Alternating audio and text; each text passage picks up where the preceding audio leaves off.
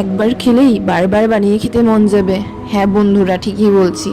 এই জলপাই আচার এতটাই স্বাদ হয় যে একবার খেলে বারবার খেতে ইচ্ছে করে। নিরামিষ, আমিষ, মাছের সাথে, মাংসের সাথে, সব কিছুর সাথে শুধু এটাই খেতে মন যাবে।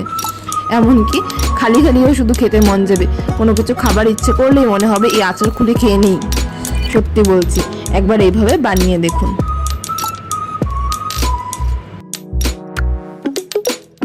চলো শুরু করা যাক। তো বাবা নিয়ে এসেছিলো কিছুটা জলপাই, হয়তো এখানে 2 কেজি পরিমাণ হতে পারে। সবগুলোকে ধুয়ে ভালো করে আগে মুছে নিতে হবে। মুছে নিয়েছি, মুছে আমরা ছুরি আর বটি দিয়ে আমরা কেটেছি। প্রত্যেকটা জলপাইকে 3 টুকরো করেছি, মাঝামাঝিতে টুকরো করে। এখন এগুলোকে নুন আর হলুদ মাখিয়ে কিছু সময় রেখে দেবো। এখন বাজে ধরো রাত 8টা। তো আমরা এইভাবে মাখিয়ে, দেখুন হাতে থেকে জল ছেড়ে দিয়েছে নুনগুলো, এরকমভাবে মাখিয়ে সারা রাতের জন্য রেখে দিয়েছি। তো এখন বাজে সকাল 6টা। দেখুন জলপাইগুলো থেকে সব মানে জল বেরিয়ে এসে গেছে, জলপাইটা নরম হয়ে যায় এতে করে।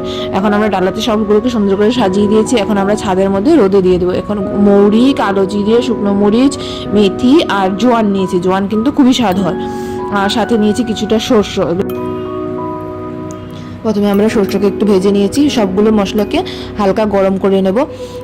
কালো জিরে, তারপর মৌরি, এগুলোকে শুধু গরম করতে হবে, যাতে পুড়ে না যায়। ধ্যান রাখতে হবে আপনাদেরকে, একটু শুধু গরম করে নিতে হবে। তারপর মেথি, মানে সবগুলো একই পরিমাণে আমরা গরম করে নিয়েছি। গরম করে নেওয়ার পর একটা পাত্রের মধ্যে সব একসাথে রেখে দিয়েছি। তারপর মরিচগুলোকে ভালো করে কড়কড়া করে ভেজে নিতে হবে। তারপর একটা মিক্সারের মধ্যে নিয়ে একদম সামান্য পরিমাণে আমরা ক্রাশ করব। শুধু একটু সময়ের জন্য মেশিনটাকে চালাবো আর অফ করে দেবো। এদিকে সরষের তেল গরমের জন্য বসিয়ে দিয়েছি, ততক্ষণে সরষের তেলটা গরম হয়ে যাক। একদম ধোঁয়াদার গরম করতে হবে সরষের তেলকে। দেখুন মরিচগুলো একদম কড়কড়া হয়ে গেছে। এবারে এতে মিক্স করব।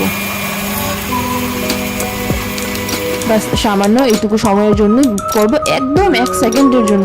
দেখুন কত গুঁড়ো গুঁড়ো হয়ে গেছে। এরকমই মানে দানা দানা থাকতে হবে, তাহলেই ভালো হবে আচারটা। দেখুন তেল থেকে ধোঁয়া বেরিয়ে গেছে, তেলের রঙটাও পরিবর্তন হয়ে গেছে। আগে কেমন সোনালি হলুদ ছিল, এখন কেমন সবুজ সবুজ হয়ে গেছে।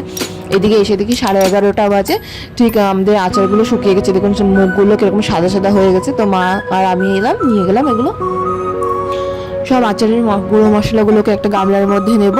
নিয়ে এখন আমাদের জিরা আর ধনের গুঁড়ো দেবো 2 চামচ। নুন আপনাদের যতটুকু চাই ততটুকু দিন, একটু বেশি দিলেও কোনো অসুবিধা নেই। তারপর কিছুটা হলুদ আগেও দিচ্ছিলাম, হলুদ এখনও দিচ্ছি, কারণ হলুদগুলো সব তো বেরিয়েই গেছিলো। আর নুনও বেরিয়ে গেছে, তা নুন বেশি হলেও আপনাদের সমস্যা হবে না কিছুই। সবগুলোকে ভালো করে মিক্স করে নেব। তারপর এই গরম তেলের মধ্যে একটুখানি পরিমাণ হিং দেবো।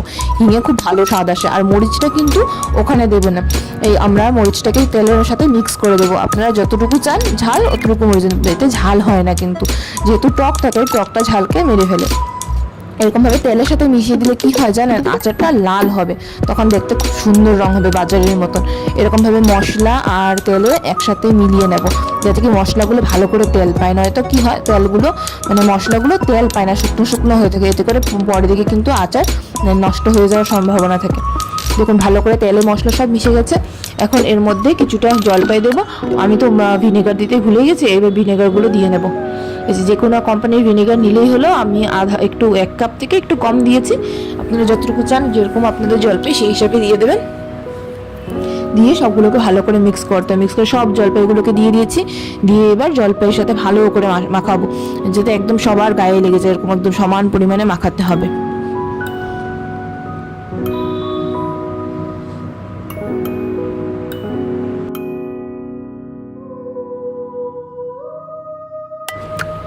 দেখতে পাচ্ছেন সবগুলো একদম মাখানো হয়ে গেছে, কি সুন্দর লাগছে দেখতে।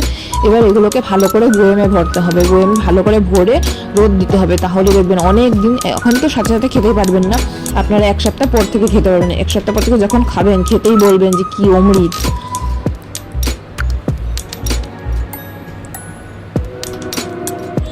দেখুন বয়ামটাকে ফার্স্টে ভালো করে ধুয়ে নেবেন। ধুয়ে এরকমভাবে পরিষ্কার করে একদম শুকনো করবেন। শুকনো করে রোদের মধ্যে অনেকক্ষণের জন্য দিয়ে রাখবেন, যাতে করে কোনো দিনে নষ্ট হবে না, আপনার আচার অনেক দিন রাখতে পারবেন। এবার আচারগুলোকে আমরা অল্প অল্প করে ভরে নেব আস্তে আস্তে করে। কোনো বাসনপত্রে যাতে কোনো জল না লাগা থাকে, এটা কিন্তু একদম সাবধান থাকবেন। যদি একটুখানি জল ছোঁয়া লেগে যায়, সেই আচার নষ্ট হয়ে যাবে, আপনি যতই ভালো বানান না কেন। আর এখন কি করবো, আমরা আচারটাকে এখন এটাকে শেক করতে হবে। আপনাদের যত ঝাঁকুনি দেবেন তত কি হবে, যত আচারের মশলাগুলো উপরে আছে মশলাগুলো নিচে এসে দেখুন এরকমভাবে ফার্স্টে কী করবেন, পাশ করে নিয়ে এরকম গোল গোল ঘোরাবেন, তেলগুলো সব উপরে যাবে, তেলগুলো কী করবে আচারগুলোকে মানে আচারের যে মশলাগুলো আছে মশলাগুলোকে নিচে নিয়ে আসবে। এতে করে কী হয় মশলাগুলো নিচে নেমে যাবে আর তেলগুলো উপরে উঠে যাবে। এতে করে আপনার আচারে কম তেলে অনেক দিন ভালো থাকবে আর তেলগুলো উপরে উঠে যাবে। নয়তো সবাই বলে তেল অনেক চাই, কেজি কেজি তেল চাই। কোনো কেজি কেজি তেল চাই না, যেরকম ঝাঁকুনি দিলেই আচারের মশলাগুলো নিচে এসে যাবে, তেলগুলো উপরে উঠে যাবে, কোনো ঝামেলাই নেই। এই দেখুন কতটা তেল উপরে উঠে এসেছে। রেসিপিটা যদি পছন্দ হয়ে থাকে লাইক শেয়ার সাবস্ক্রাইব করবেন।